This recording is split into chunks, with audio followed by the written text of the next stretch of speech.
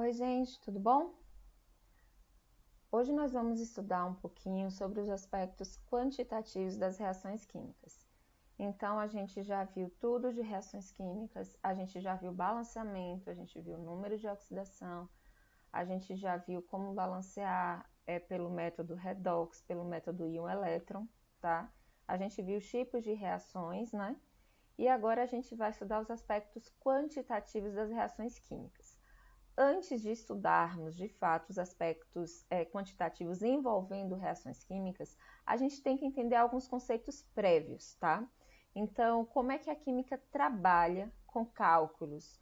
Quais são as unidades, quais são as grandezas que a química utiliza para poder fazer medida? Então, eu preparei aqui um material para vocês, tá? Vou ler esse material com vocês hoje, explicar como é que funciona tudo, para aí a gente dar continuidade ao nosso último assunto, que é a estequiometria, tá certo? Então, vamos lá. Então, nós vamos estudar hoje os aspectos, tá, quantitativos das reações químicas. E para isso, vamos pensar na seguinte situação. Hoje a gente não tem muito disso, mas antigamente se tinha muito essa brincadeira de bolinha de gude. Então, antigamente tinha-se muitas brincadeiras que faziam uso da bolinha de gude. Aí vamos pensar, uma fábrica, né? Ela confecciona bolinha de gudes. Cada bolinha tem uma massa de 5 gramas e mensalmente a produção é de 100 quilos. Será que realmente a fábrica ela vai contar bolinha por bolinha para saber quantas bolinhas ela produziu? Nesse caso, não, né? A gente sabe que é possível determinar o número de bolinhas sem precisar contar individualmente cada. Mas assim, eu coloquei essa questão porque a partir dela nós vamos ver que também eu não preciso contar átomos individualmente. Então, se eu tenho uma determinada massa, eu consigo determinar a massa individual ou quantos átomos eu possuo sem precisar contá-los, tá? Então, aqui é só uma analogia. Então, a gente vai desenvolver esse tema, que é a relação entre massa e quantidade. Primeiro, o que é massa? Massa é uma grandeza, e grandeza é tudo que se pode medir. E essa medida, ela é sempre comparada com um padrão, né? Tanto é que a gente fala unidade de medida. Então, a gente cria um padrão, e esse padrão, que é a unidade de medida, é que a gente utiliza para expressar essa quantidade, essa grandeza. Então, massa é uma grandeza que pode ser expressa em uma unidade de medida conveniente. Então, a gente tem o miligrama, a gente tem o grama, a gente tem o quilograma, a gente tem a tonelada e outras unidades também, que são submúltiplos ou múltiplos do grama, ok? É bom a gente saber quanto que equivale, né? Por exemplo, 1 quilo, quantos gramas equivale? Então, essa conversão de massa é importante nesse ponto que nós vamos trabalhar a partir de agora. Então, 1 quilo corresponde a quantos gramas? 1000 gramas. Ou, né, 1 quilo corresponde a 1000 gramas ou 10 a terceira gramas.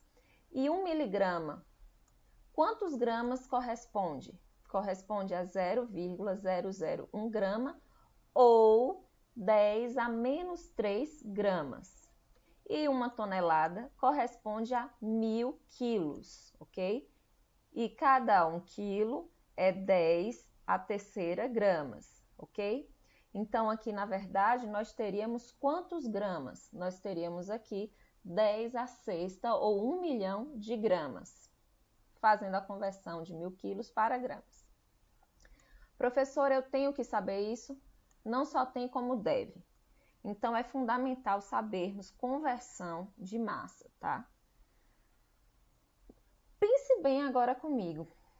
Quando a gente vai expressar a massa de um determinado objeto, a gente usa uma unidade conveniente. Por exemplo, eu não vou expressar a massa de um elefante em miligramas. Não faz sentido, né? Então, geralmente, a massa de um elefante a gente expressa ou em quilogramas ou em toneladas, assim como a massa de um carro. A massa de um grão de areia eu não vou expressar em quilos, porque não é uma unidade de medida satisfatória, adequada. Então, a gente representa em quê? A gente representa em miligramas. E, já que a gente está falando de objetos, imagine então a massa de um átomo, que é tão pequenininha. Como é que eu faço para expressar? Ah, você pode usar submúltiplos. Sim, só que em química, a gente, apesar de ter os submúltiplos, né, da medida de massa do grama, a gente utiliza, como eu posso dizer, uma unidade específica quando nós trabalhamos com átomos. Então, para lidar com massa de átomos, a gente usa uma unidade específica. Voltando àquele exemplo lá da fábrica de bolinha de gude, eu consigo determinar quantas bolinhas eu produzo? Consigo sem maiores problemas. Então, olha aqui o exemplo. Se a produção mensal daquela fábrica for de 100 kg de bolinha de gude, então 100 kg equivale a quantos gramas? 10 a quinta gramas, né, no final. Eu tenho o seguinte, massa das bolinhas. Cada bolinha, uma bolinha, ela tem uma massa de 5 gramas, ok? Então, se eu produzo ao final 100 quilos, que corresponde a 10 a quinta gramas, qual número de bolinhas eu estaria produzindo? Eu estaria produzindo 2 vezes 10 a quarta bolinhas de gude. Então, perceba aqui, eu não precisei contar o número de bolinhas. Eu fiz essa medida indiretamente, sabendo o número de a massa individual de cada bolinha, levando em consideração a massa total que eu produzi durante o mês, ok? Então, perceba que isso daqui tem uma conexão à massa dos átomos que a gente vai estudar logo mais. Lembra que eu falei que não é adequado a gente representar a massa de um átomo em miligramas ou em qualquer múltiplo do grama? Pois bem, o átomo é extremamente pequenininho, né? Então, nenhum submúltiplo ou múltiplo do grama seria adequado para expressar de uma forma conveniente, né? Não seria adequado a gente expressar a massa de átomos. Por quê? Porque essas unidades, ainda assim, elas são muito maiores do que a representação da massa de cada átomo. Então, o que a gente utiliza, então, para representar? Qual a grandeza que a gente utiliza para poder representar a massa de átomos? Então, vou ler aqui para vocês. O grama e seus múltiplos, ou submúltiplos ou múltiplos, não são unidades de medidas adequadas para a massa de átomos, pois são unidades muito grandes para representar tais grandezas. Então, os cientistas eles acabaram escolhendo um padrão para expressar a massa de átomos. E que padrão foi esse? Gente, eles poderiam ter usado qualquer padrão, mas eles utilizaram esse. Por quê? Porque eles quiseram. Eles escolheram a unidade de medida como sendo 1/12 da massa do isótopo de carbono de número de massa 12, tá? Ou seja, a unidade de medida que eles utilizaram para expressar a massa do átomo foi 1/12 da massa do carbono isótopo de massa 12, de número de massa 12. Essa unidade de medida, ela é conhecida como unidade de massa atômica e ela é chamada de U, tá? Então, a gente representa ela por U, unidade de massa atômica.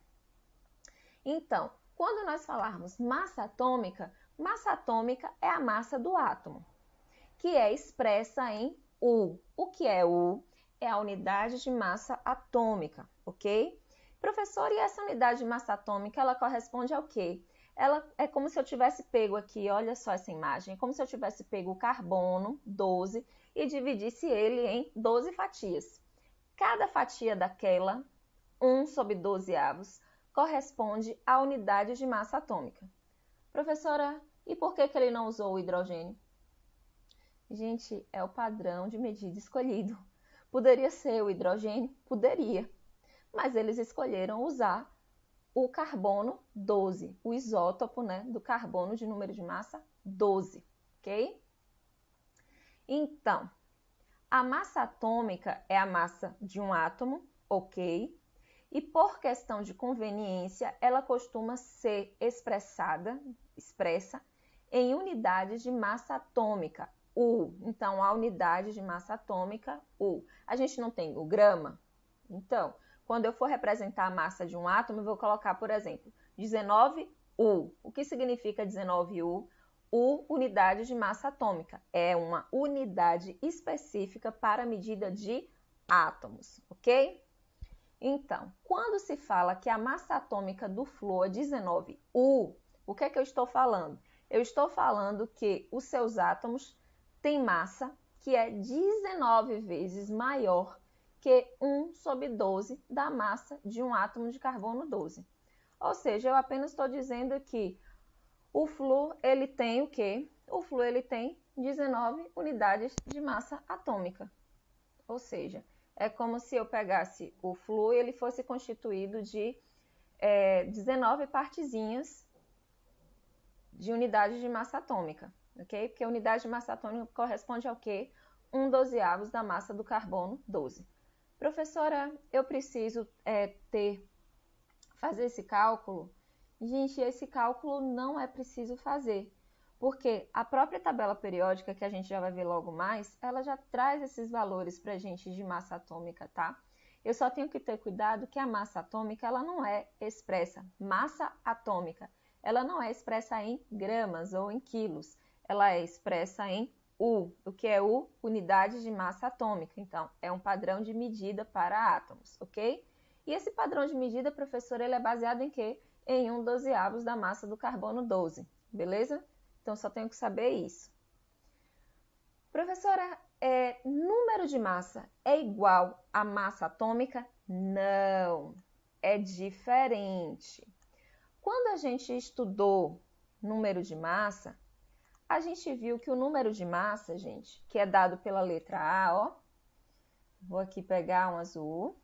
O número de massa, ele é dado, número de massa, ele é dado pela letra A.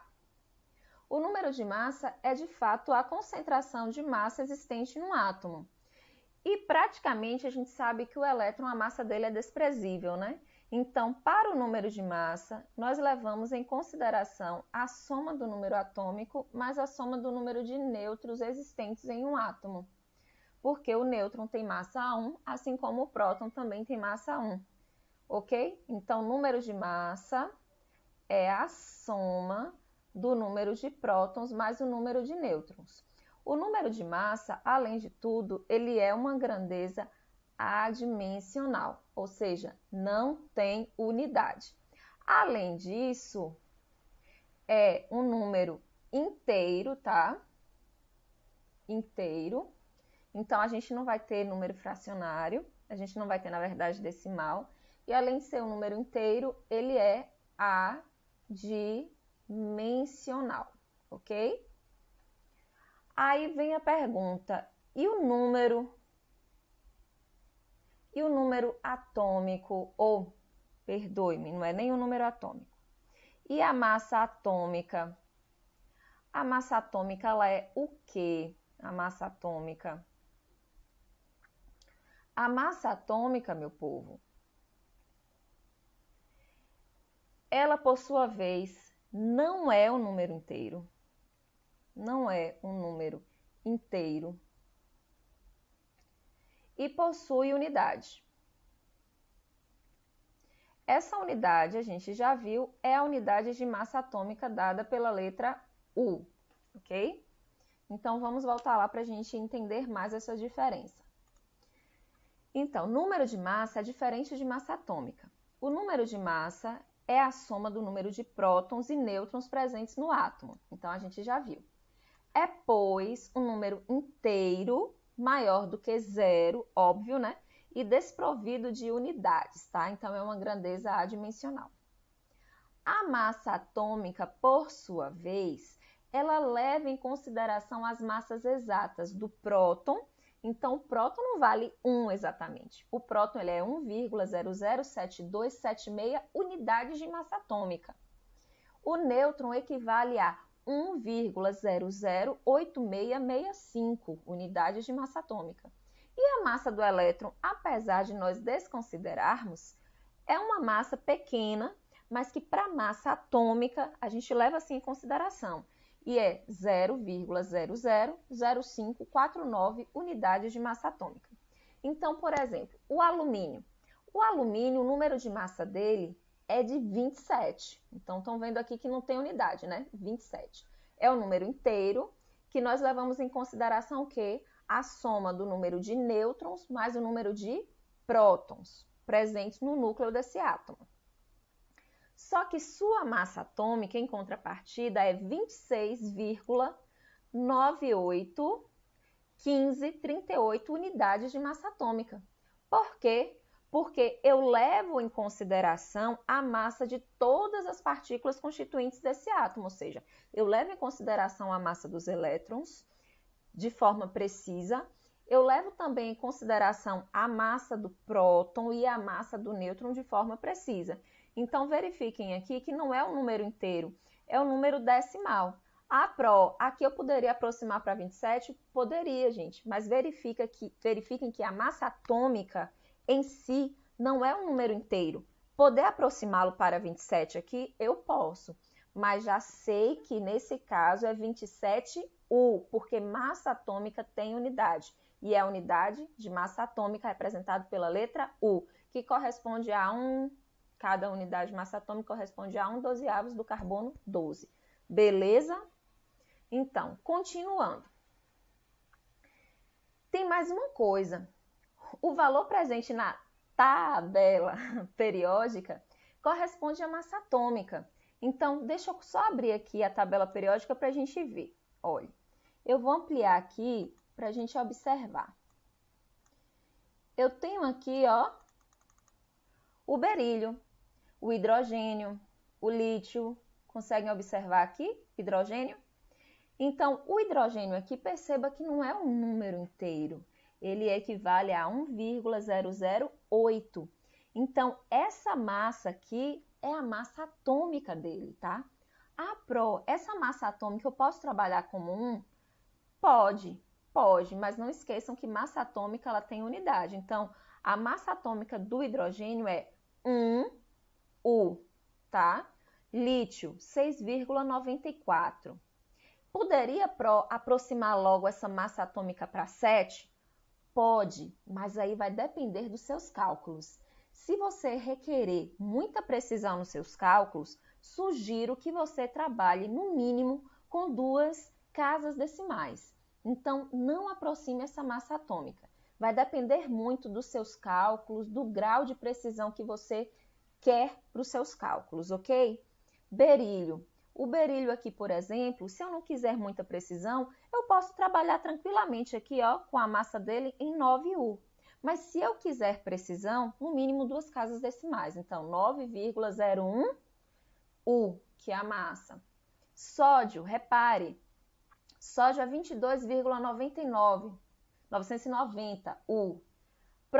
Eu posso, se eu não quiser muita precisão, aproximar ele para 23? Posso, tranquilamente, né, gente? E se eu quiser precisão, 22,99. Magnésio, mesma coisa. Se eu não quiser muita precisão, eu posso trabalhar aqui ó, com 24. Mas se eu quiser precisão nos meus cálculos, 24,30, tá? Aí a gente vai aqui, por exemplo, para o oxigênio. Para o oxigênio, mesmo precisão ou não, a gente tem que trabalhar com ele, ó, 15,99. Se eu for trabalhar com 2 casas decimais, eu vou acabar aproximando aqui também para 16, ok? Vai ficar 15,99? Não. Porque aqui já vai, se eu trabalho com 2 casas decimais, eu vou ter que aproximar para 2 casas decimais aqui, que vai acabar virando 16. O nitrogênio, 14 unidades de massa atômica. Carbono, aqui é o quê?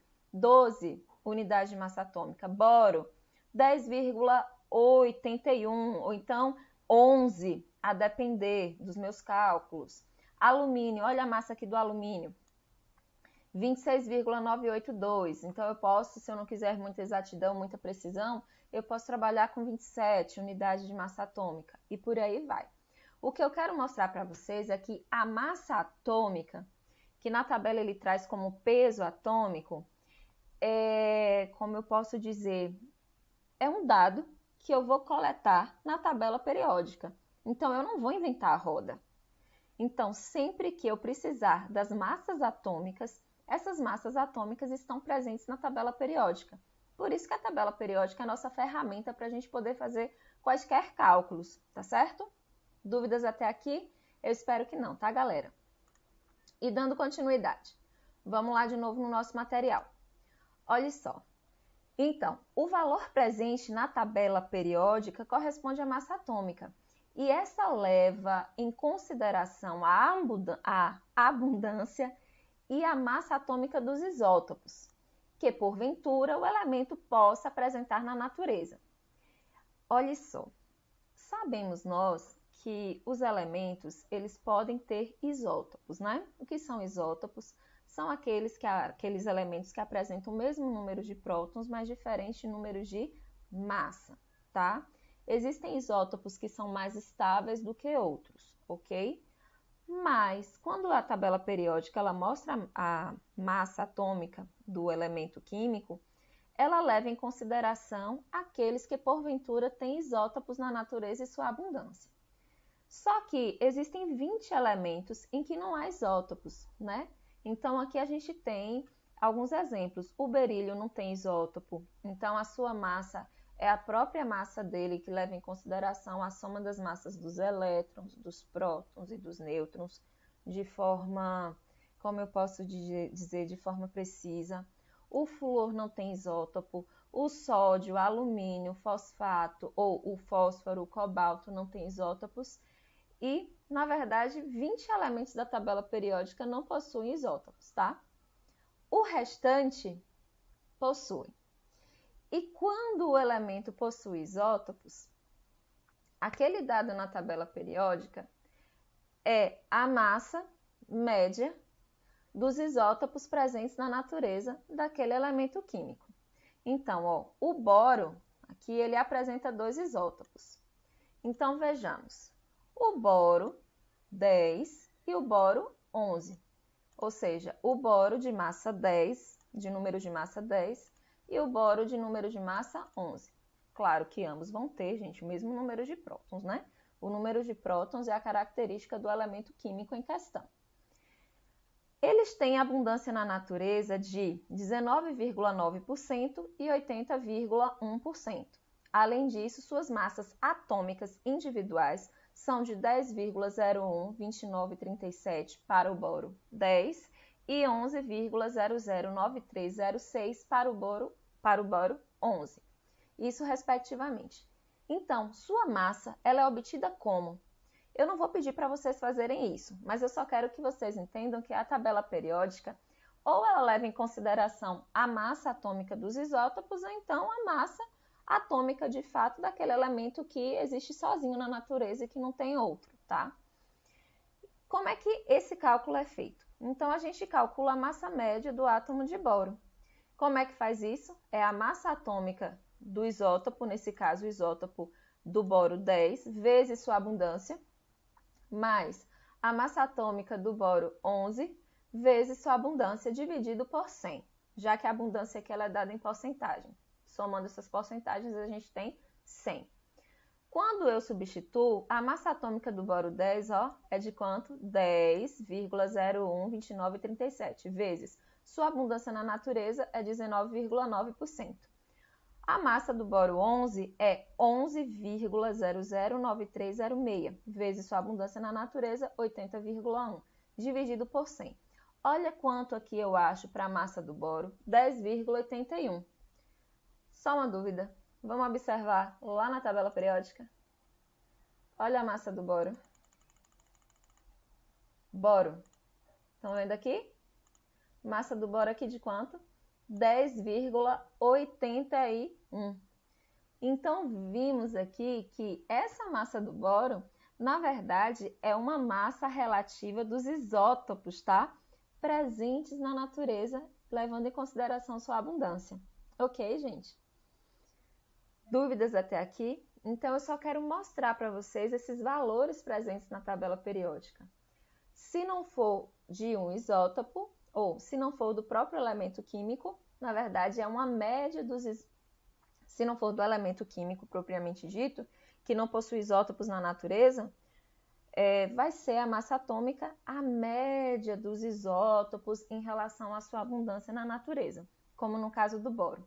A gente viu que o sódio não apresenta essa questão. O sódio, ele não tem isótopos. Então, é o próprio elemento somando o seu número de prótons, o seu número de nêutrons e o seu número de elétrons, levando em consideração todos aqueles valores grandões, tá? Todas aquelas casas decimais, ok? Continuando. Então, a gente vê que na tabela periódica aparece para o boro uma massa de 10,81 unidades, pois exatamente leva em consideração os isótopos existentes do elemento e sua abundância na natureza. Assim, quando o átomo apresenta isótopos, sua massa atômica é a média ponderada desses isótopos, que eu acabei de falar. Aí eu vou colocar aqui uma questão. Gente, sabemos nós que a massa dos átomos ela é expressa em unidade de massa atômica, U. Mas existe alguma relação entre essa unidade de massa atômica e grama? A resposta é sim. Existe sim. Então, é possível, olha a pergunta, é possível saber quantos gramas nós teríamos em um átomo de alumínio? Ou quantos átomos de alumínio nós teríamos em 2 gramas, por exemplo? A resposta é sim. Olha só para vocês terem ideia. 1 grama, na verdade, corresponde a um valor de 6,0221367 vezes 10 a 23 unidades. Então, veja só, 1 grama é um valor muitíssimo grande quando a gente passa e converte ele em unidades de massa atômica. Então, veja como o átomo ele é pequenininho. E se eu for representar um átomo em grama, vai ficar uma unidade muito exagerada, extremamente pequena, inconveniente. Mas é sim possível a gente fazer essa conversão. E essa conversão é assim, 1 grama equivale a 6,022167 vezes 10 a 23. Tem como reduzir isso? Tem, né, gente? Porque ninguém merece ficar falando esses números todos. Tem. 1 grama é equivalente a 6,02 vezes 10 a 23 unidades de massa atômica. Verifique o seguinte, que parece que essa é até uma... Como eu posso dizer? Parece que essa é até uma conversão, né? Uma conversão de gramas para unidade de massa atômica. E, na verdade, é. Logo mais a gente vai ver que essa conversãozinha aqui, ela já entra aqui na constante de Avogadro e que é fundamental para nós químicos efetuarmos nossos cálculos, tá? Mas vamos lá. Um átomo de alumínio tem massa de 26,98 U. Como foi que você viu isso? Vou lá na tabela periódica, ó. Qual a massa aqui do alumínio? 26,982. Eu considerei lá para aquele cálculo 4 algarismos significativos. Então, 23,98 U. Tá vendo? Então, tirei esse valor do nada? Não, tirei da tabela periódica, tá? Qual vai ser a massa em gramas desse átomo? Então, a gente faz uma regra de 3, gente. Ó, nós já sabemos que a correspondência entre gramas e unidade de massa atômica é essa. 1 grama equivale a 6,02 vezes 10 a 23 unidades de massa atômica. Então, quantos gramas eu terei para um átomo de alumínio que tem uma massa de 26,98 unidades de massa atômica?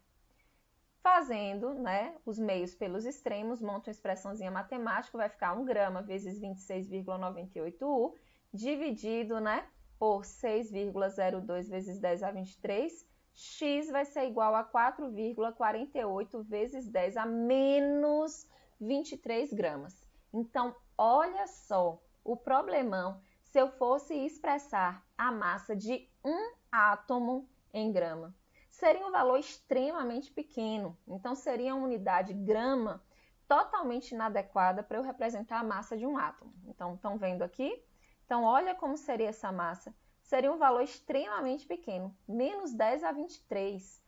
Então, não é adequado a gente utilizar a grama para representar a massa de um átomo, tá? E se eu tivesse 2 gramas de alumínio, quantos átomos nós teríamos? E aí faríamos de novo. 1 grama de alumínio corresponde a 6,02 vezes 10 a 23 U. Essa é a relação que a gente viu logo acima. Se eu tiver 2 gramas, qual vai ser a massa de um dado número de átomos de alumínio? Vai ser 12,04 aqui vezes 10 a menos 20. Sim. Aqui teria quanto? Eu teria 12,04 vezes 10 a 23 unidades de massa atômica.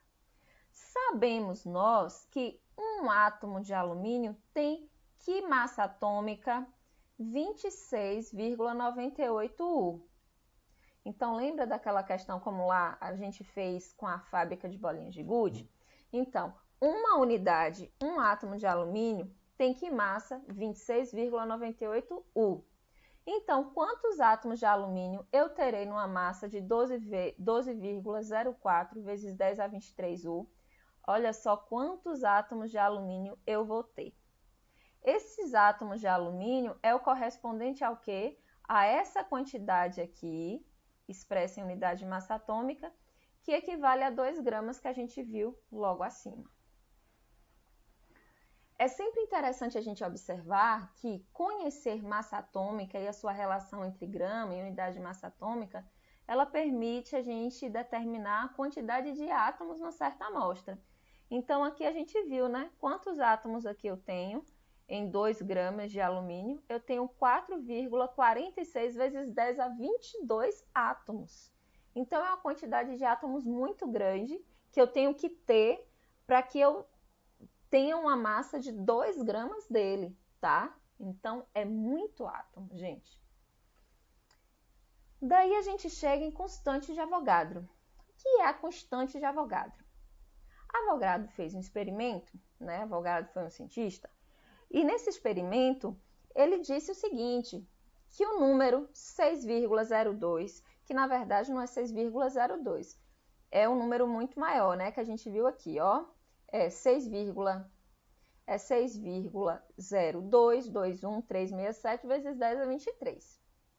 Mas a gente simplifica e coloca 6,02 vezes 10 a 23. Esse número aqui é o fator de conversão entre o grama e a unidade de massa atômica. E é de extrema relevância em química essa constante de Avogadro, esse número associado, ó, constante de Avogadro. Tem que memorizar? Tem. Quanto que vale a constante de Avogadro? 6,02 vezes 10 a 23. Acabou. Tem uma relevância extremamente importante em química, tá? É importantíssima essa unidade, essa constante. Por quê? Porque eu consigo relacionar massas que são medidas macroscopicamente com aquelas medidas a nível microscópico. Então, por exemplo, eu posso perguntar para vocês, olha, eu tenho aqui 100 gramas de alumínio. Qual é o número de átomos que eu tenho em 100 gramas de alumínio? Eu consigo determinar isso usando a constante de Avogadro, que tem esse valor de 6,02 vezes 10 a 23. Então, se eu conheço a constante de Avogadro, ó, eu consigo calcular o número de átomos numa amostra, ou o número de moléculas, ou o número de íons, ou o número de elétrons, tá? A constante de Avogadro, gente, novamente volto e bato nessa tecla. Ela é importantíssima para os químicos, tá? Importantíssima. Então, qualquer cálculo que eu venha fazer, possivelmente eu vou utilizar a constante de Avogadro. Vamos aqui falar um pouquinho de massa atômica e massa molecular. A gente já viu que massa atômica, ó, o próprio nome diz, é a massa de um átomo.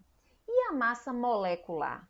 O que é a molécula? A molécula é uma junção de átomos na qual esses átomos vão se ligar covalentemente para dar origem a uma substância, ok? Então, enquanto a massa atômica é a massa individual de um átomo, a massa molecular, olhe só, ela é a soma das massas atômicas dos átomos que constituem a molécula, tá? Então, a massa molecular, ela também pode ser aplicada para compostos iônicos ou íons, né? Que a gente pensa assim, é só molécula? Não, porque, querendo ou não, os compostos iônicos, eles são formados por íons, não são? Íons, eles também vão possuir massa, não vão? A gente sabe que a massa dos elétrons, no final das contas, é desprezível. Então, a gente pode considerar a massa dos íons como sendo correspondentes à massa dos seus átomos constituintes, tá certo?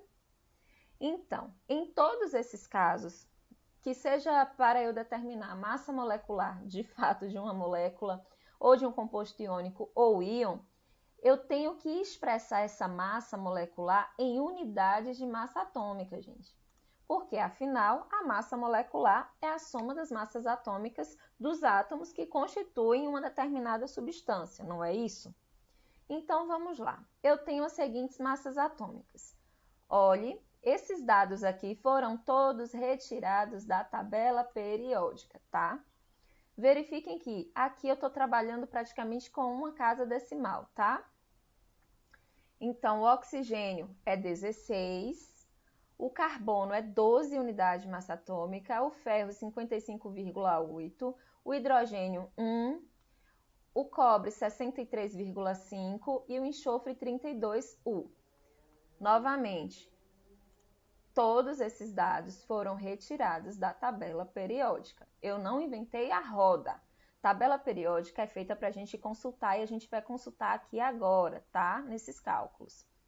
Então, vamos continuar. O que eu observo? Algumas vezes nós podemos usar uma casa decimal ou mais, como eu já havia dito para vocês, isso vai depender da precisão dos seus cálculos, tá? Então, vamos determinar as massas moleculares. Eu vou aqui abrir para fazer com vocês, tá? Olha só. Eu tenho aqui, deixa eu apagar. Eu tenho aqui esse composto. Ó, CO2, tá? Eu tenho aqui o CO2. Deixa eu colocar aqui uma caneta. Eu tenho aqui o CO2. Eu quero determinar a massa molecular do CO2. Como é que eu faço para determinar essa massa molecular? Eu vou lá na tabela periódica, tá? E vejo. Qual é a massa do carbono? Ó, qual é a massa do carbono? 12. Eu vou estar trabalhando aqui com uma casa decimal, tá? Então, vamos lá. A massa do carbono é 12 e a massa do oxigênio é, com uma casa decimal, gente, acaba vindo para cá para 16. Então, ó, a massa molecular, ou a massa atômica, desculpem. Deixa eu apagar aqui. A massa atômica do carbono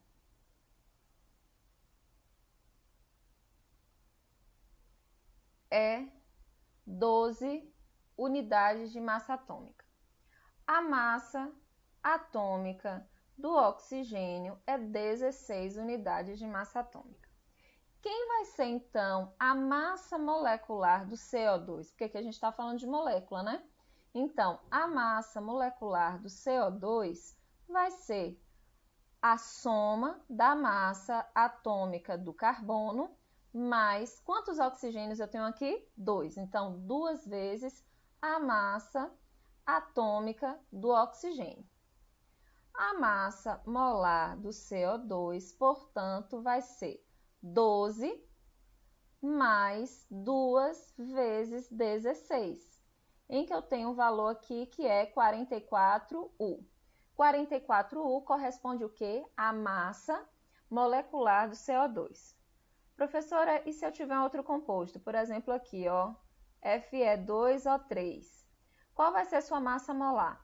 Então, a massa molar desse composto, Fe2, a massa molecular desse composto, perdoe-me, que é Fe2O3, vai ser o quê? Vai ser a massa, 2 vezes a massa atômica do ferro, repare, eu tenho 2 ferros aqui, mais 3 vezes a massa atômica do oxigênio. Quando eu olhar na tabela periódica, eu vou ver que a massa do ferro é 55,8, considerando uma casa decimal.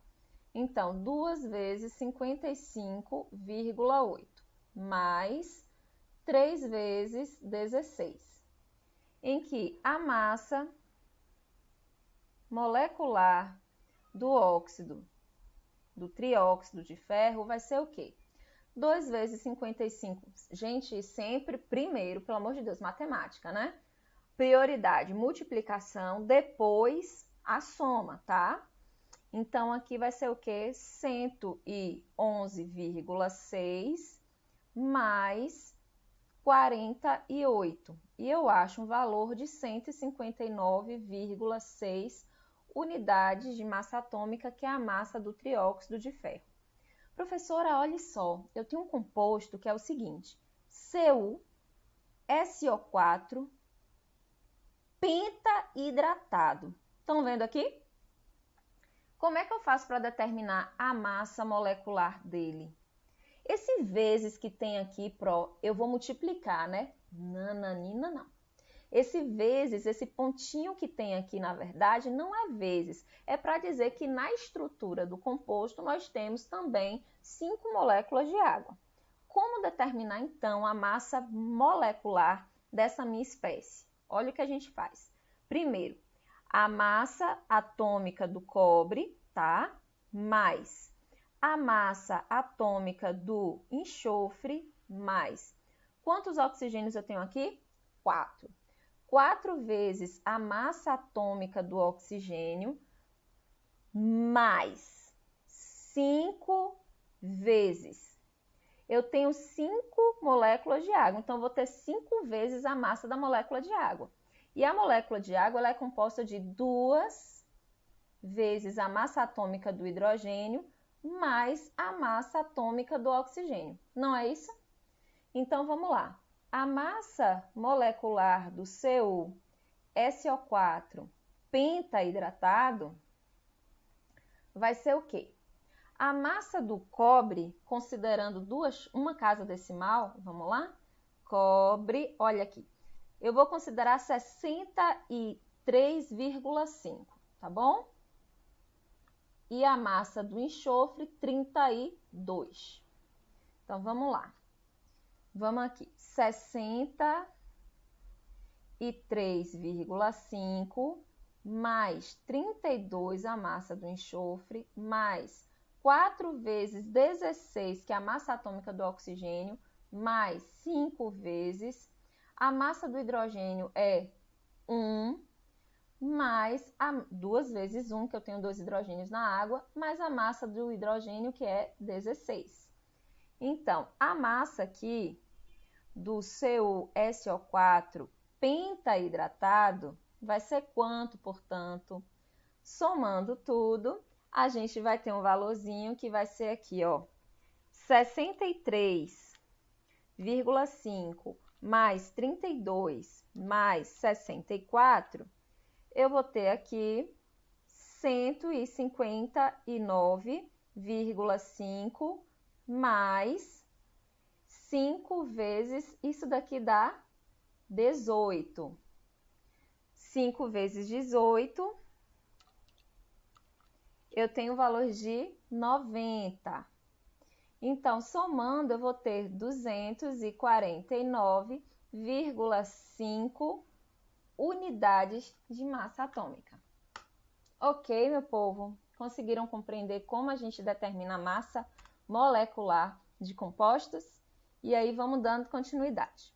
Então, aqui os exemplozinhos, inclusive, eu já coloquei lá alguns para vocês, tá? Para íons, galera, a mesma coisa. Olha aqui esse íon. Massa molar do sulfato. Eu tenho o quê? É a massa molecular do sulfato. Eu tenho quem? A massa atômica do enxofre, mais 4 vezes a massa do oxigênio. Fazendo o cálculo, vai ficar 32 mais 4 vezes 16, vai ficar 32 mais 64, que dá 98. Perceba que a massa do elétron é desprezível, por isso a gente não computa, tá certo? Então, sabemos o que é massa molecular e como determinar, sabemos o que é massa atômica também, beleza? Dando continuidade. Mol e massa molar. Já vimos anteriormente que o fator de conversão da escala micro para a escala macro corresponde à seguinte relação.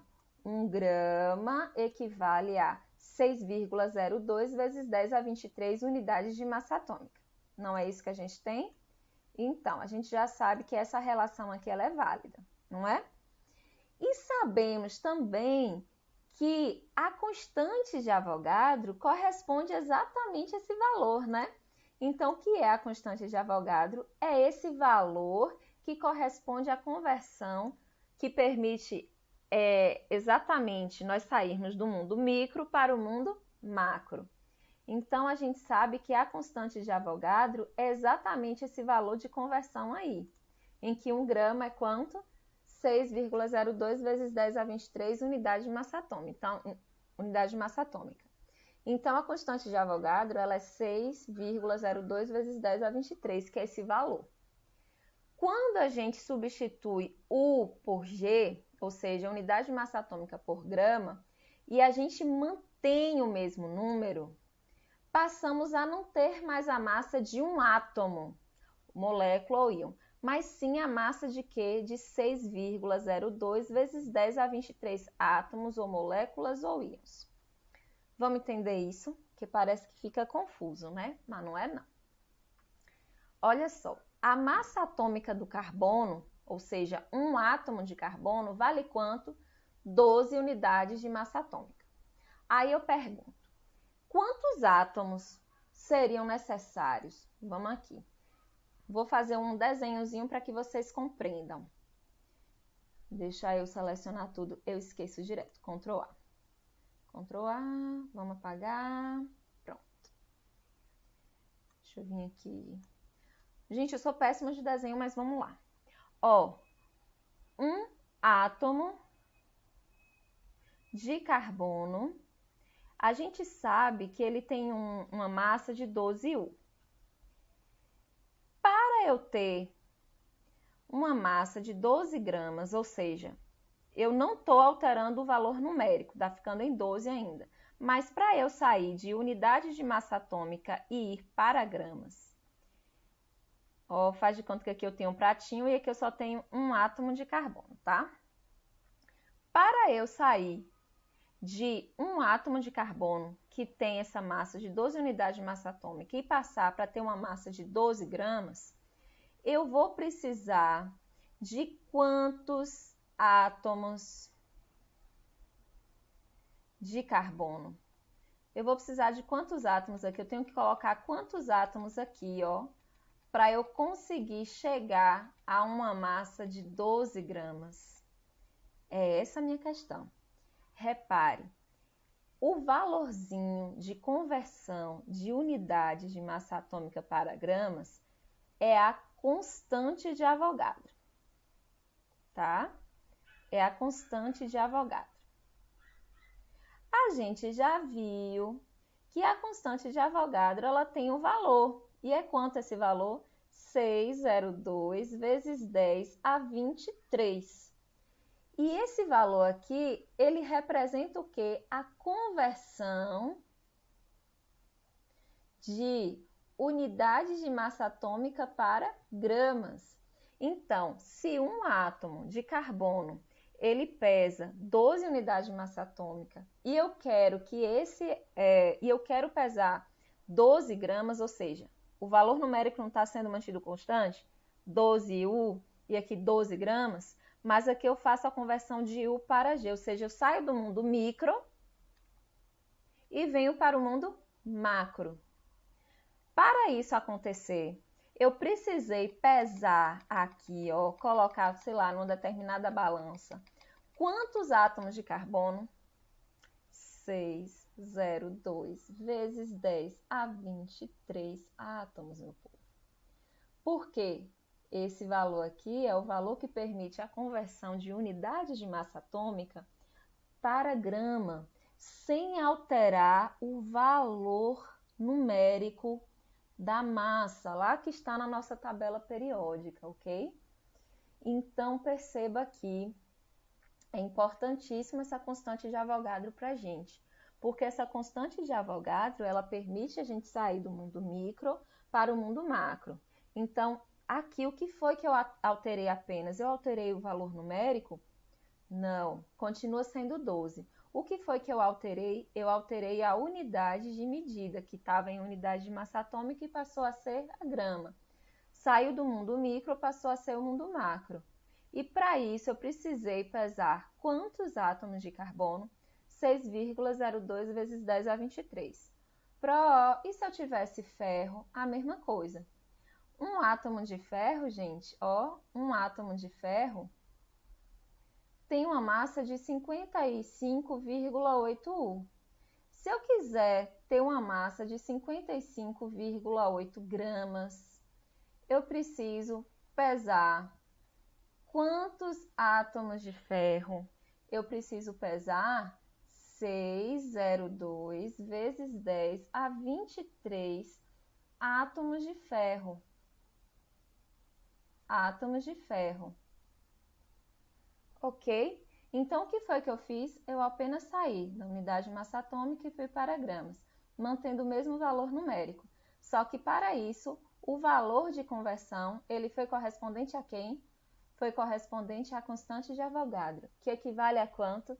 6,02 vezes 10 a 23. Ok? Tranquilo até aqui no momento? Eu espero que sim. Então, vamos lá, dando continuidade. Vou pular isso daqui porque eu acho que o que eu expliquei lá está muito melhor do que aqui. Repare que essa constante de Avogadro, ela expressa uma quantidade de matéria, tá? E essa quantidade de matéria é como ela é expressa também em mol, tá? Então, o que é a constante de Avogadro? Vamos lá. A gente não costuma dizer uma dúzia equivale a, por exemplo, uma dúzia de ovos não equivale a 12 ovos? Pois bem, em química, essa constante de Avogadro aqui, ó, 6,02 vezes 10 a 23, ela é a constante de Avogadro. Ela representa 1 mol. E o que é 1 mol para a química? É uma quantidade de matéria. Por exemplo, a gente não diz uma dúzia? Uma dúzia tem quantas unidades em uma dúzia? Ah, se eu tiver uma dúzia de ovos, eu vou ter 12 ovos. Se eu tiver uma dúzia de livros, eu tenho 12 livros. Mas quando eu digo eu tenho 1 mol de átomos, quanto que vale o bendito 1 mol? Equivale a 6,02 vezes 10 a 23, viu, meu povo? Por quê? Porque essa é a constante de Avogadro e a gente considera que a constante de Avogadro equivale a 1 mol de qualquer coisa. Pode ser 1 mol de átomos, pode ser 1 mol de íons, 1 mol de elétrons, 1 mol de moléculas, qualquer coisa. Se eu digo, eu tenho 1 mol de átomos de ferro, então significa dizer que eu tenho 6,02 vezes 10 a 23 átomos de ferro. Professora, e se você tivesse aqui, ó, por exemplo, 2 mol, se você tivesse aqui 2 mol de moléculas de água, o que a gente teria? Repare, 1 mol é correspondente a quem? A constante de Avogadro, que é quem? 6,02 vezes 10 a 23, ok? Então, 2 mol, se 1 mol vale esse valor, 2 mol equivale a quem? 6,02 vezes 10 a 23, vezes quanto? 2 mol, porque isso daqui é quanto? 1. Então, que valor que eu tenho aqui? 12,04 vezes 10 a 23, o quê? Moléculas de água. Ok? E se você não tem 2 mol, você tem, sei lá, 0,5 mol. A mesma coisa, eu tenho 0,5 vezes 6,02 vezes 10 a 23, que dá quanto aqui? 301 vezes 10 a 23. Se for moléculas de água, então aqui vai ser moléculas de água. Até aqui tranquilo? Então, não vamos esquecer. Voltando aqui. Quantidade de matéria é, portanto, o número de unidade igual à constante de Avogadro. Logo, 1 mol equivale ao quê? Equivale 1 mol a 6,02 vezes 10 a 23, ok? Então, sempre 1 mol vai equivaler a esse valor, tá certo? E pode ser de qualquer coisa, gente. Pode ser de átomo, pode ser de moléculas ou íons. E aí, agora, a gente vai tratar de massa molar. O que é massa molar? Massa molar de determinada entidade química, quando a gente fala entidade química, parece uma entidade, né? Enfim, deixa lá. A gente está falando de íon, a gente está falando de composto iônico, a gente está falando de átomo, a gente está falando de molécula, qualquer entidade química, tá? Então, a massa molar de determinada entidade química é a massa de 1 mol de unidades dessa entidade química. E sua unidade é expressa em gramas por mol, tá certo? Então, a massa molar de determinada entidade química é a massa de 1 mol de unidades dessa entidade química. Então, a massa molar de um dado elemento químico ou sua substância metálica, ela é a massa de 1 mol de átomos desse elemento.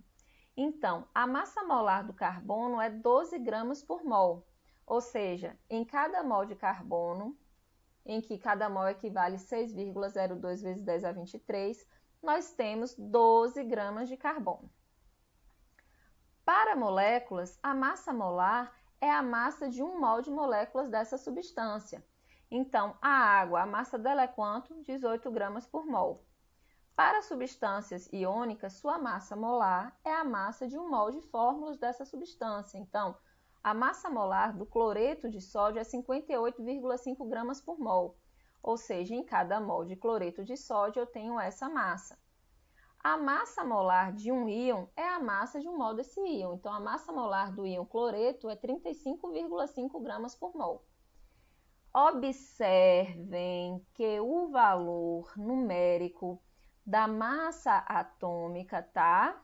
O valor numérico da massa molecular, desculpa, e da massa molar não se alteram, somente alteram as unidades. Olha só, a massa molecular do dióxido de carbono é 44 unidades de massa atômica, ou seja, cada molécula pesa quanto? 44 unidades de massa atômica, tá? Molécula é o quê? União de átomos. Mas quando eu tenho 1 mol de moléculas, ou seja, quando eu tenho 6,02 vezes 10 a 23 moléculas, que a gente sabe que isso é 1 mol. Qual é a massa de 1 mol? Lembra que esse valor é o valor de conversão de unidade de massa atômica para grama? Então, a massa molar do CO2 vai ser 44 também. Mas o que muda é o quê? É a unidade. Porque a gente sai de unidade de massa atômica e vai para gramas. Por quê? Porque eu estou considerando o quê? 1 mol do composto. E 1 mol do composto é exatamente a unidade de conversão que corresponde a 6,02 vezes 10 a 23, ok? Veja que a constante de Avogadro, que equivale a 1 mol correspondente a 6,02 vezes 10 a 23, atua como conversão da unidade U para G, ok? Ou seja, a unidade de massa atômica para quem aqui? Para grama. Em química, o mol é muitíssimo utilizado. Gente, vocês sabem, quando a gente vai para o laboratório, a unidade geralmente o quê? De concentração? Ácido clorídrico, 0,1 mol por litro. Então, é importantíssimo a gente saber quantas moléculas ou quantos gramas eu tenho em 1 mol, em 2 mol, em 10 mol. Por aí vai, beleza? Em química, o mol é muitíssimo utilizado, assim, quando nos referimos a 2 mol de moléculas, estamos nos referindo a 2 vezes 6,02 vezes 10 a 23 moléculas. Tal como no dia a dia, né? Quando a gente fala 1 dúzia de ovos equivale a 12 ovos, 2 dúzias de ovos equivale a 24 ovos e por aí vai. Quando falamos de quantidade de matéria, né? Então, deixa eu voltar aqui agora, antes da gente entrar nesse embate. Ctrl A. Então, só lembrando, massa atômica, ó, massa atômica do carbono é quanto? 12U. Se eu quero a massa molar do carbono, o que é que eu levo em consideração? Também vai ser 12, beleza? Só que qual é a unidade de massa molar? Massa molar, a unidade é grama por mol. Ou seja, aqui não tem que ser grama por mol. Por que é por mol? Porque para eu converter unidades de massa atômica para grama, eu utilizo aqui quantos mol? 1. E 12 gramas por mol significa que em cada mol eu tenho o quê? 602 vezes 10 a 23. Nesse caso aqui eu estou falando de átomos de carbono, né? Átomos de carbono, ok? Então, se eu tenho aqui, ó, bora pegar aqui esse composto, nitrogênio. Qual é a massa atômica desse meu nitrogênio? Vai ser 14 vezes 2, vai ser 28 unidades. Quem é a massa molar desse meu nitrogênio? Vai ser também 28, meu povo. Só que o que é que acontece? 28, que unidade é? Gramas. Para eu converter unidade para gramas, eu precisei de quantos mol? 1 mol. Porque 1 mol tem que quantidade de matéria, tem que quantidade de partículas? 602 vezes 10 a 23. Professora, como é que eu vou determinar a massa molar? Gente, simples. Por exemplo, ó, pergunta, qual é a massa molar do... vamos lá. Óxido de bário. O que é que eu faço? Vamos à tabela periódica. Ó, tabela periódica. Óxido de bário. Então, qual a massa do oxigênio?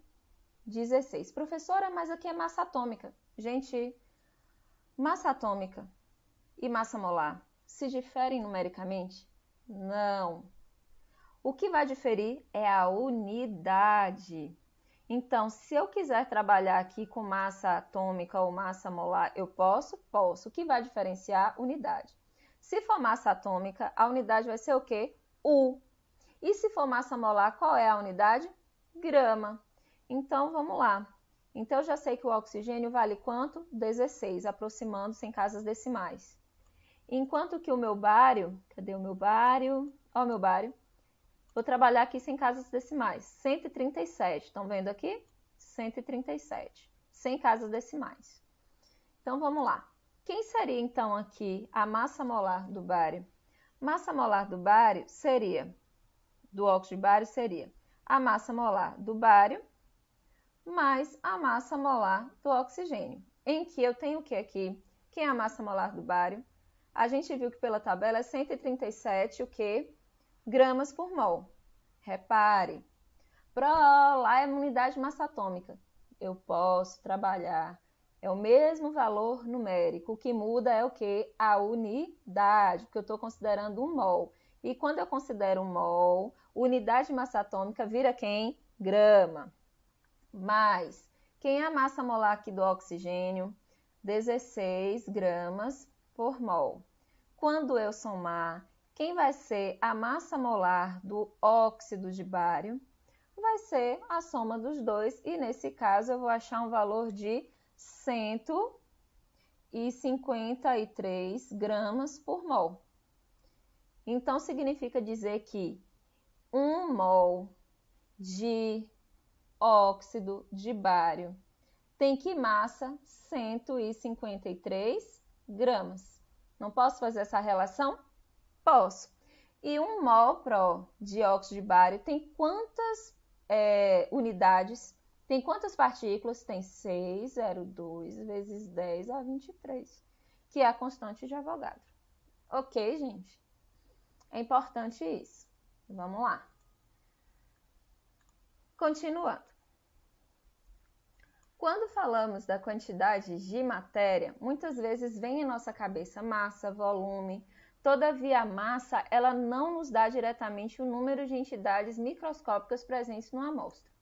Então, quando a gente quiser representar a quantidade de matéria presente numa amostra, nós devemos utilizar a unidade mol, tá?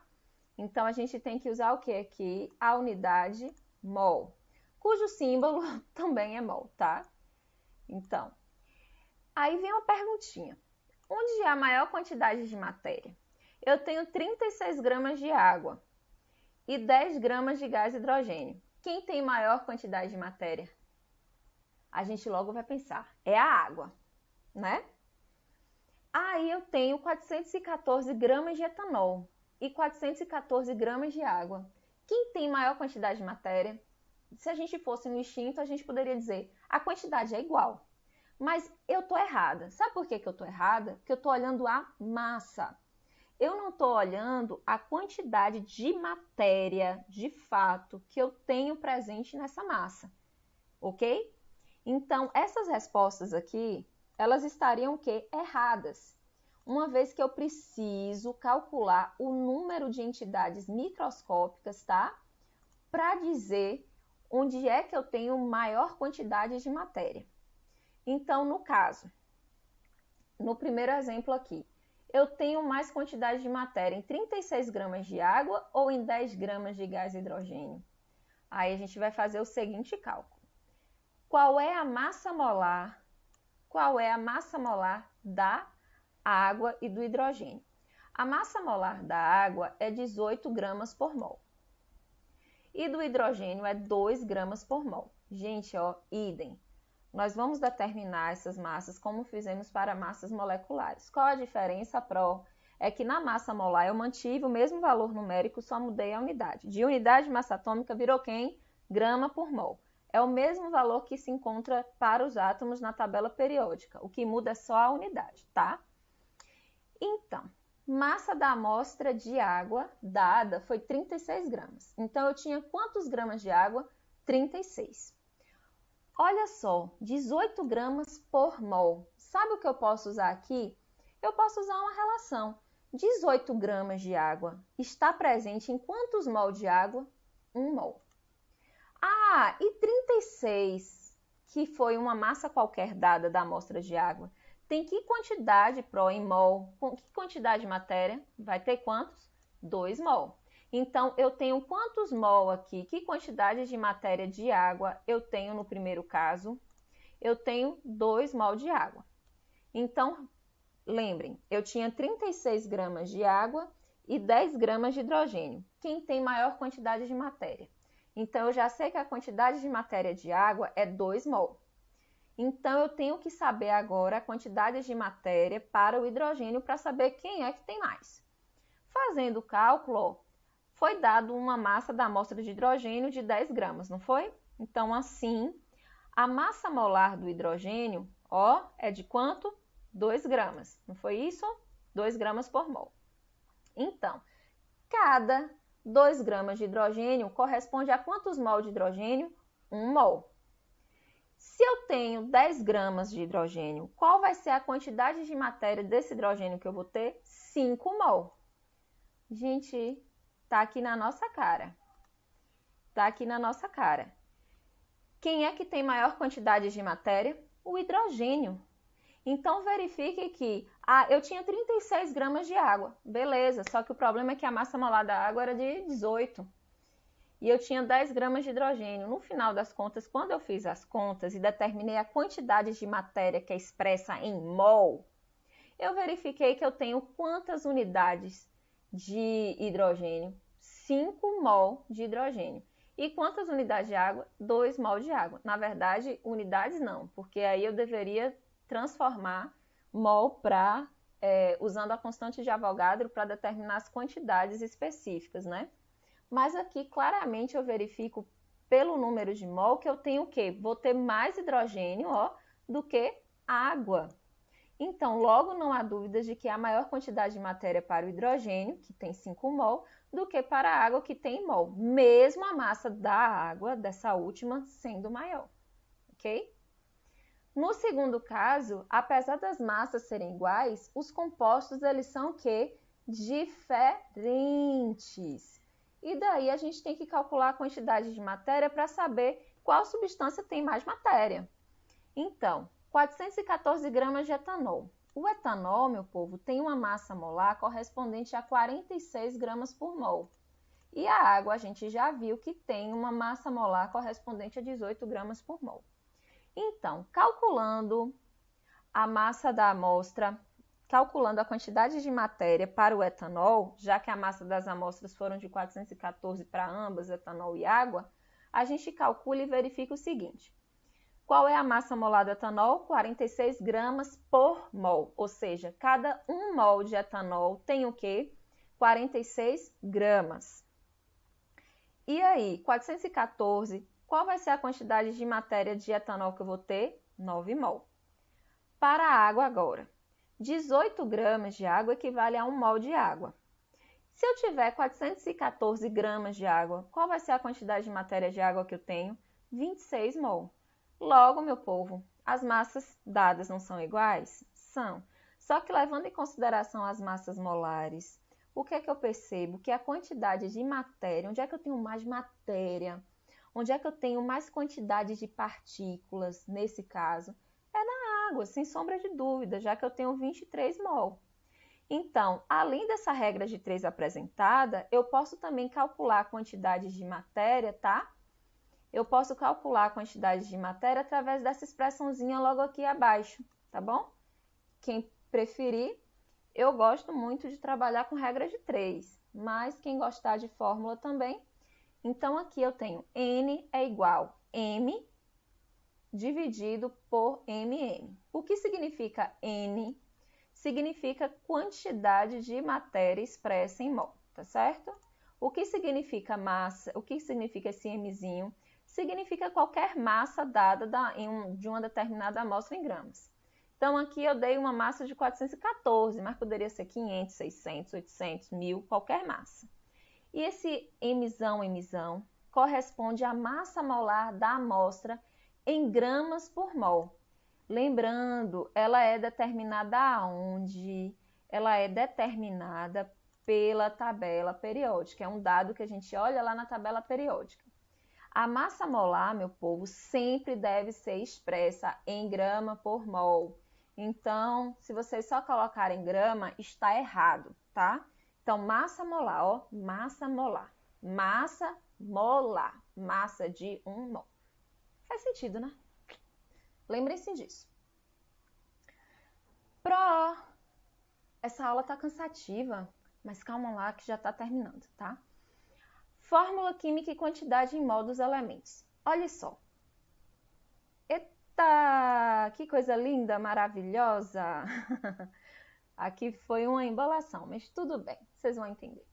Gente, quando eu tenho uma molécula de água, ó, água, em cada molécula dessa substância eu vou ter 2 átomos de hidrogênio, tá? E 1 átomo de oxigênio, beleza? Total de átomos vai ser quanto? 3 átomos. Então, vamos aqui. Olha só. Então, se eu tenho uma molécula de água,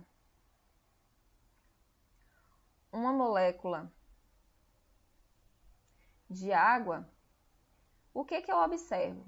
Essa molécula de água ela vai ser constituída de 2 átomos de hidrogênio, óbvio, e 1 átomo de oxigênio. Se eu somar aqui para saber quantos átomos ao todo eu tenho, eu vou ter quantos átomos ao todo em uma molécula de água? 3 átomos, beleza? Vamos lá. E se eu tiver aqui, 10 moléculas de água? O que vai acontecer? 10 moléculas de água. 2 vezes 10, né? Então, eu vou ter quantos átomos de hidrogênio no final das contas? 20 átomos de hidrogênios. E vou ter 10 átomos de oxigênio. Ao todo, qual será o número de átomos que eu terei? 30 átomos presentes nessas 10 moléculas de água, ok? Então, verifiquem que pela fórmula que eu consigo determinar, ó, 2 moléculas de água. Olha só, eu vou ter 4 átomos de hidrogênio, 2 átomos de oxigênio, 6 átomos no total. Então, pela fórmula química, eu consigo determinar o número de átomos a depender do número de moléculas que eu tenho. E isso não é diferente. Vamos pegar aqui agora um outro valor? Se eu tiver 6,02 vezes 10 a 23 moléculas de água, eu vou ter quantos átomos de hidrogênio? Eu vou ter 2 vezes 6,02 vezes 10 a 23 átomos de hidrogênio, não é isso?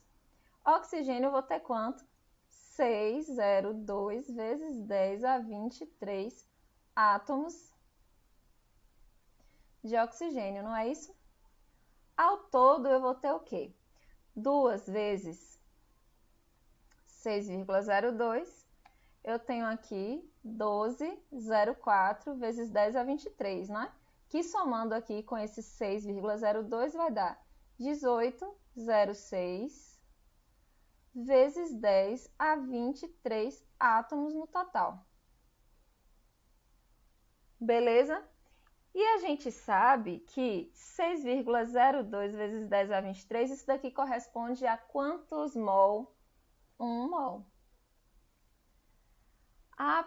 Então vamos lá. Se eu tiver aqui 1 mol de água, quantos mol de hidrogênio eu vou ter? Eu vou ter 2 mol de hidrogênio. Eu vou ter quantos mol de oxigênio? 1 mol de oxigênio. Ao todo, quantos mol de átomos eu vou ter? 3 mol de átomos. Ok até aqui? Vamos dar continuidade. Então, se eu tiver aqui, ó, 20 mol de moléculas de água, qual vai ser a quantidade em mol de cada átomo? Então, 20 moléculas de água. Então, vão ser 20, ó, vezes 2 de hidrogênio, que vai dar o quê? 40 átomos de hidrogênio. 40 mol de átomos de hidrogênio, tá? Aqui, o que eu vou ter? Deixa eu ver aqui que corresponde a isso. Na verdade, não, gente. Aqui não existe, tá? Abstraiam, por favor, esse valor que eu copiei do de cima. Aqui não existe isso, tá? Para o oxigênio, eu vou ter o que aqui? 20 mol de átomos de oxigênio. No total, eu vou ter quantos? 60 mol de átomos. Vamos voltar aqui agora.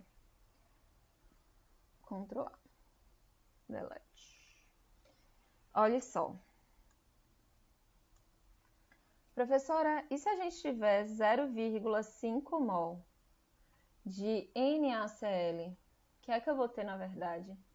Eu vou ter 0,5 mol de sódio, Na+, e vou ter 0,5 mol de Cl-. Se eu tiver 20 mol de N2, na verdade, eu vou estar tendo, ó, 20 vezes 2 mol de átomos de nitrogênio, ok? Se eu tiver 40 mol de água, eu vou ter, na verdade, 40 vezes 2 mol de átomos de hidrogênio. Aqui vai dar quanto? 80 mol. E eu vou ter 40 mol de átomos de oxigênio. Se eu quiser somar isso daqui, vai dar um valor de 120 mol de átomos no total, ok? Aqui no primeiro vai dar uma quantidade que é 1 mol de íons no total, ok? Até aqui tranquilo, povo? E aí vamos dar continuidade. Observe. Dessa forma, quando se tem 0,5 mol de NaCl, diz-se que nesse composto 0,5 mol de íons Na+, e 0,5 mol de íons Cl-. É o que a gente tem. E qual seria o número de íons presentes? 1 mol de íons Na+, sempre 1 mol de qualquer coisa, eu vou ter o quê? 6,02 vezes 10 a 23. E se eu tiver 0,5, quem vai ser o meu x? X vai ser 3,01 vezes 10 a 23. Repare que vai ser a mesma quantidade de íons cloreto, uma vez que eu tenho a mesma quantidade de Cl-, que é 0,5 mol. Então, ele está me dizendo o que aqui? Ele está me dizendo o seguinte, se eu tenho, por exemplo, para o N2, eu tenho 0,5 mol, a pergunta, quantos átomos de nitrogênio eu terei? Tá? 1 mol de 1 mol corresponde sempre a quê? 1 mol corresponde sempre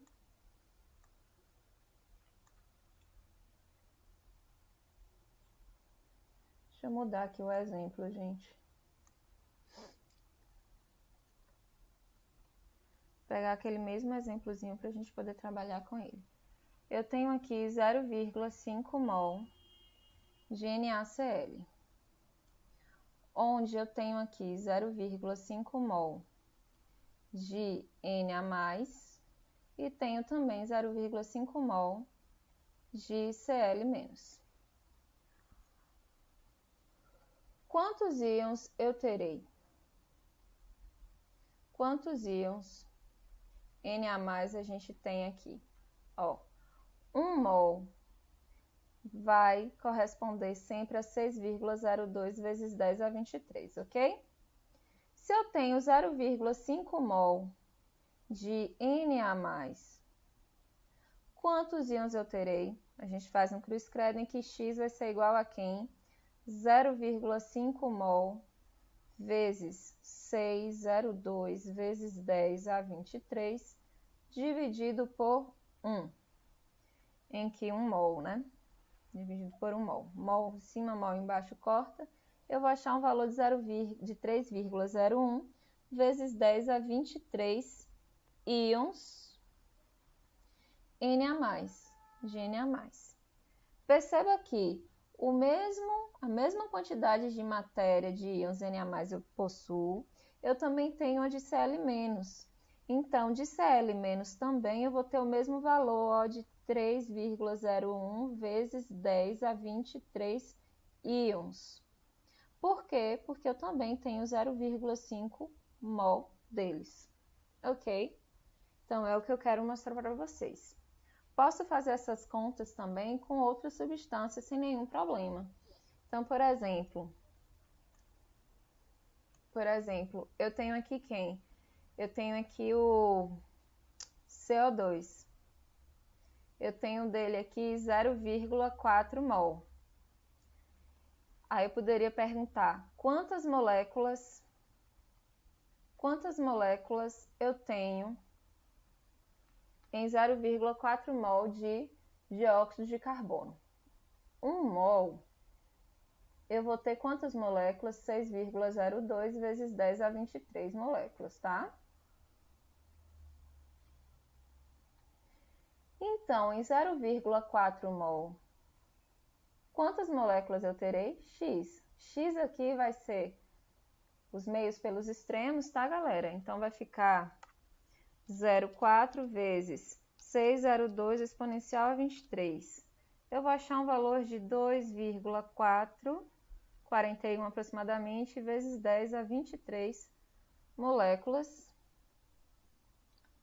de CO2. Vocês estão vendo aqui eu empregando a constante de Avogadro? Então, a constante de Avogadro a gente usa para poder determinar a quantidade de constituintes, a quantidade de entidades presentes numa dada quantidade de matéria. Quantidade de matéria é em mol. Quando eu uso a constante de Avogadro, para eu determinar o número exatamente que eu tenho de partículas nesse 1 mol, 2 mol, 3 mol, 4,5 mol, 0,3 mol, ok? E é isso. Para finalizar, a gente vai ver aqui agora. Sempre em um determinado composto, eu posso ter a porcentagem em massa de um elemento numa substância, não posso? Aí vem a pergunta, qual a porcentagem de ferro em massa no trióxido de ferro? Primeira coisa que a gente tem que fazer é, se a questão não fornecer nenhum dado, eu tenho que recorrer à tabela periódica para poder determinar a massa molar desse composto. Quando eu recorri à tabela periódica, verifiquei que a massa molar do ferro é 55,8 e do oxigênio 16 gramas por mol. Calculei a massa molar do trióxido de ferro e encontrei essa massa molar aqui, ó, de 159,6 gramas por mol, ok? Tá aqui. O que é que eu vou fazer com essa massa? Para poder determinar a porcentagem de ferro nessa substância que é o trióxido de ferro. Eu posso utilizar, gente, duas possibilidades. Ou aplico uma formulazinha ou uso regra de 3. A fórmula é a seguinte: porcentagem do elemento é a massa do elemento na substância dividido pela massa da substância vezes 100. Então, repare, é a massa daquele elemento pela massa do todo vezes 100. Em que, o que é que eu tenho? Deixa eu fazer aqui no SketchUp para a gente poder, no Sketchbook, para a gente poder trabalhar melhor. Ó, eu tenho aqui o ferro, tá? Deixa eu mudar aqui a cor. Preto mesmo. Eu tenho aqui a massa molar do ferro, tá? Que é 55,8 gramas por mol. Eu tenho aqui a massa molar do oxigênio, que é de 16 gramas por mol. Determinei a massa molar do trióxido de ferro e achei que essa massa molar era de 159,6 gramas por mol. Ok? Ótimo. Eu tenho duas possibilidades. Ou eu uso a fórmula, eu uso regra de 3. E a fórmula seria o quê? A porcentagem, nesse caso eu quero determinar a porcentagem de ferro, né? Então, a porcentagem do elemento em questão, que seria a porcentagem de ferro, igual a massa molar do ferro presente na amostra. Repare que na amostra eu tenho quantos ferros? 2. Então, eu tenho que considerar que massa do ferro 2 vezes a massa molar do ferro. Dividido por quanto aqui? Dividido pela massa molar da substância como um todo. Vezes quanto? 100. Ok? Eu não posso só colocar a massa de um ferro aqui, porque eu tenho quantos ferros que faz parte do todo? 2 ferros. Então, eu tenho que levar em consideração a massa molar de 2 ferros. Em que essa expressão vai ficar sendo o quê? Vai ficar sendo 111,6 gramas por mol, que é a massa de 2 ferros, tá? Que é a massa de 2 ferros. E a massa do todo é quanto? 159,6 gramas por mol. Isso daqui vezes 100, que eu vou achar a porcentagem. Grama por mol em cima, grama por mol embaixo, a gente corta. Fazendo esse cálculo, a gente acha um valor correspondente a vezes 100, correspondente a 69,9%. De quem? De ferro. Mas se eu quisesse, eu também poderia aplicar uma regra de 3. Ó, repare. Massa, ó, 159,6 gramas por mol é a massa do todo. E o todo corresponde a quanto? 100%. Massa do todo seria o quê? A massa da amostra. Amostra, nesse caso, substância, não é? Pois bem. Olha lá. Mas, nesse todo, eu tenho uma massa de ferro correspondente a 111,6 gramas por mol. E isso corresponde a que porcentagem? Aqui seria a porcentagem de ferro. X é igual, fazendo os meios pelos extremos, 69,9%. De quem? Ferro. Então, a gente determina com isso que, ou pela fórmula de cima, ou pela regra de 3 embaixo, a gente determina a composição em massa do ferro existente na amostra, ok? Professora, aqui a questão ela não me deu dado nenhum. Assim, eu tive que recorrer à tabela periódica para determinar a massa molar e com base na massa molar que eu consegui determinar a porcentagem do elemento em massa. E se a questão tivesse me dado um dado, se a questão tivesse lhe dado um dado, você iria proceder da mesma maneira. Vamos lá?